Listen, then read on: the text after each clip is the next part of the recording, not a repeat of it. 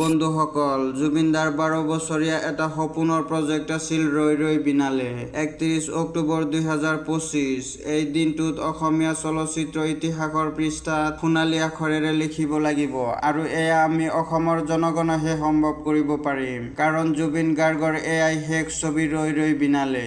ইয়াৰ পিছত এই জনমত আৰু কোনোদিনে অসমবাসীয়ে জুবিন গাৰ্গে অভিনয় কৰা চিনেমা চাবলৈ নাপায়। যদিও ইয়াতকৈ ভাল ভাল চিনেমাৰ সৃষ্টি হয় অসমত, কিন্তু তাত জুবিন গাৰ্গ নাথাকে। এই কথাটো অনুধাৱন কৰি আমি অসমীয়া ৰাইজ সকলোৱে একেলগে ওলাই আহি ৰৈ ৰৈ বিনালে ছবিখন উপভোগ কৰিব লাগে। তেতিয়াহে এটা অনন্য ৰেকৰ্ডৰ সৃষ্টি হ'ব আৰু তেতিয়া আমাৰ মৰমৰ জুবিনদাৰ আত্মায়ো শান্তি পাব। এই বুলি যে মই মৰি গলেও মোৰ ভক্তসকলে মোক পাহৰি যোৱা নাই। আপুনি যদি জুবিনদাক ভাল পায় তেতিয়াহ'লে ভিডিঅ'টোত এটা লাইক কৰি দিব পাৰে।